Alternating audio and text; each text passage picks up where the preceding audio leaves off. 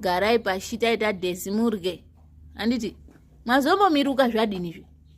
Handiri kuti inini hai musazondimangara kuti ndamupe chikafu chakawanda ichi. Munochiona ichi.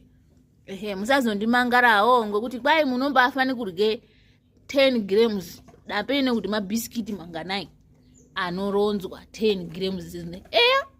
Ndokonza varwari here naoni nenyana mayanyu baba yanyu na mayanyu bana vanotorwara vanotoshate masoro wakambozviona kuti 10 grams asi tsangu mbiri ndatu pidze mabhisikiti babangu dzewe tingatoremba. Mukoma zviangire nemakurire nyamwe akaita mwozi kwairya 10 grams chiini ichocho munofuka mangenzara paya. Ndakazviona ndikanoti amudiwi pana apene kuti ngei mumpotori pana ngokuti amupotodiwi ini chakadaro chi ngatoremba mwamiruka mugoma zvangire toziva kuti mwiri inonesa inomunesa.